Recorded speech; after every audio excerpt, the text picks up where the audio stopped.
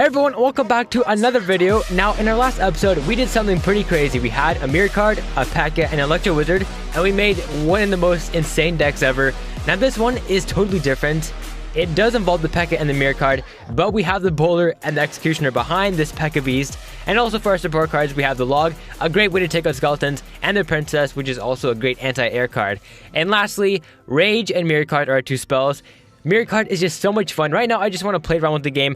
I know that a lot of you subscribers want to see like these best deck videos, but for now, because for the past week I've been uploading so many best deck videos, we're going to give it a break and we're just going to try to find the most insane decks ever in the game. And lastly, for our building, the Elixir Collector, if you want to get some huge mass Pekka pushes, you need to pump down the field. Now, I gotta warn you guys, these games are kind of pre-played, but one of the games were so insane, and if you couldn't tell by the thumbnail, I got a lot of Pekkas down the field. Now, I don't know which game it is. I think it might be the first, second, or third one, but we're just gonna have to wait and find out. Now, let's hop into our very first game.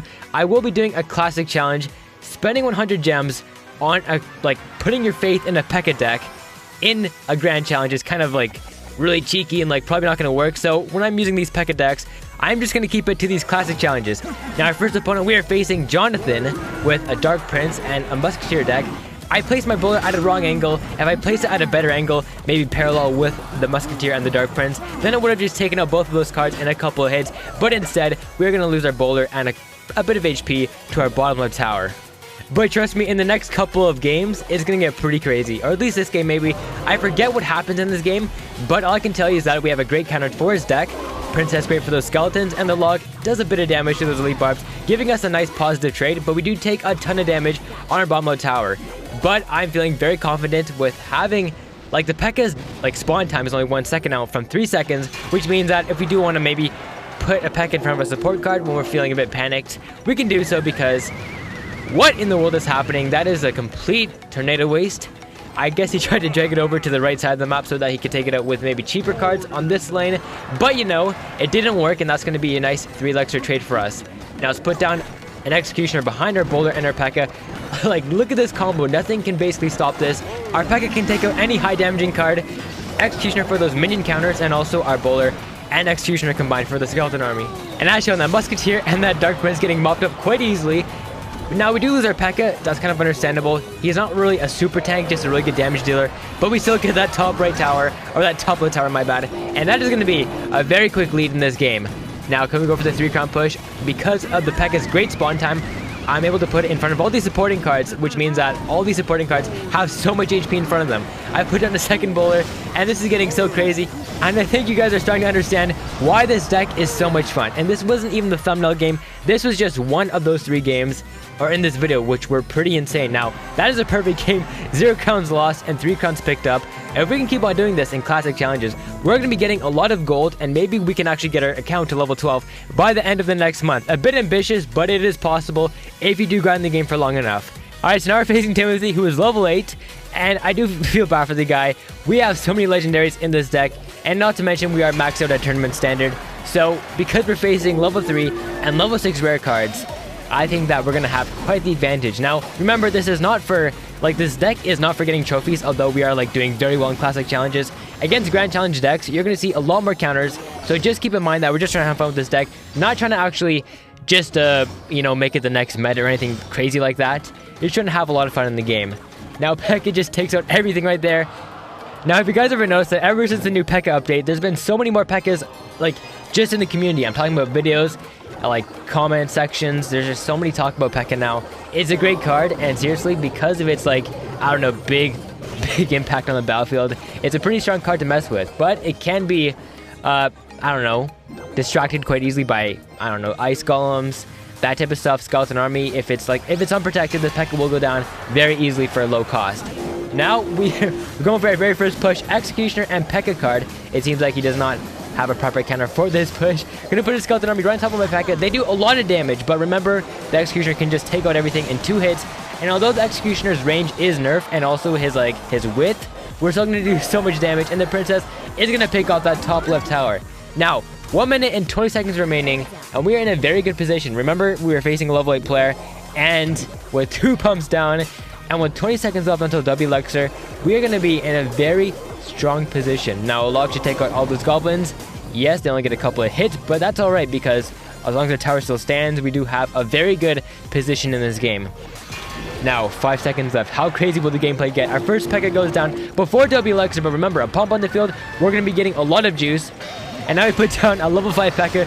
That is just crazy. Level 3 Prince versus level 5 Pekka. That is just sad. Now, let's back up one of these cards with an Executioner. We need 2 supports for each Pekka.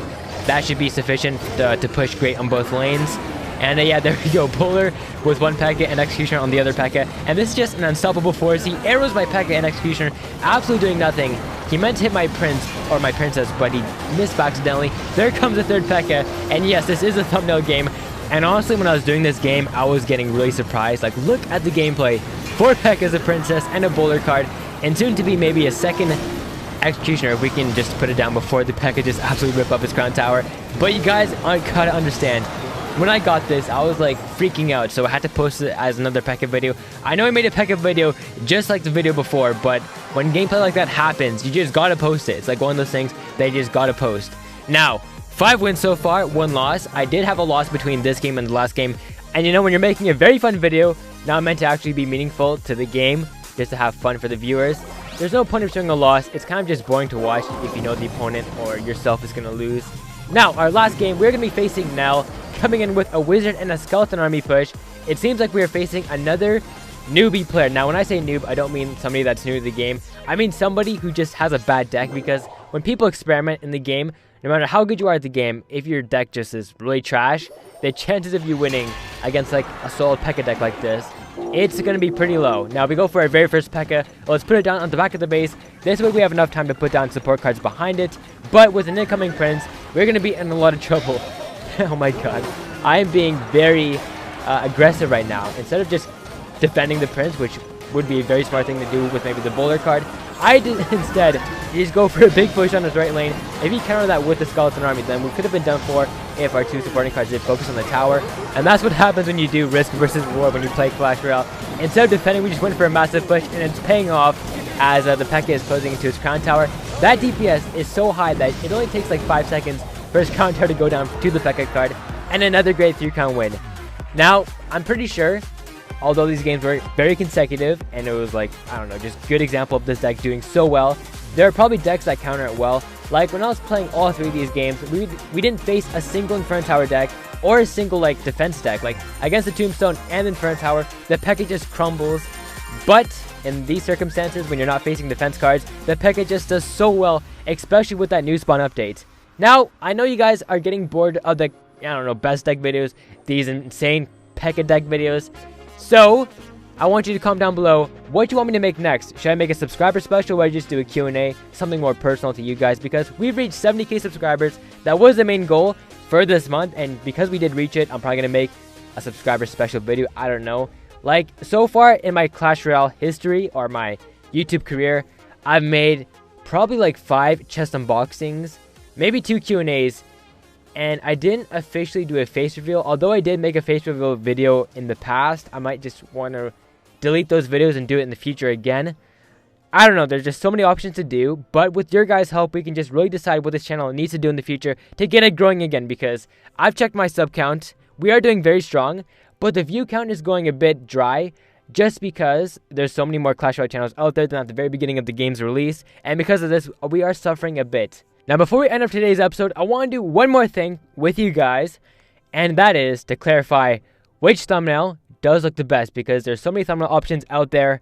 I've asked like people I know about thumbnails and which one they think looks the best, but you guys are my subscribers, you watch Clash Royale and you play Clash Royale, and because you know what Clash Royale, I don't know, thumbnails look the best, it's kind of the best to ask you guys what your opinion is. Now, in your opinion, is it better to have gameplay in the thumbnails with a big image, or just gameplay and arrows? What I'm trying to say is that, could you guys please just go to all my videos or find the best thumbnail in my whole channel out of all the videos and just comment down below the title in the comment section down below and tell me why you do like the thumbnail and why you think it does stand out the most. That would be a big favor, because thumbnails are so important when it comes to having a good YouTube channel. I know it does seem cheesy to only go after the image and do clickbait instead of making good content, but you know, I'm trying to do both, trying to make good content and also have an appealing thumbnail. So thank you guys for watching. Please be helpful. I don't know, mean the world to me. Yeah, you guys get that stuff. I'll catch you all later. Peace out.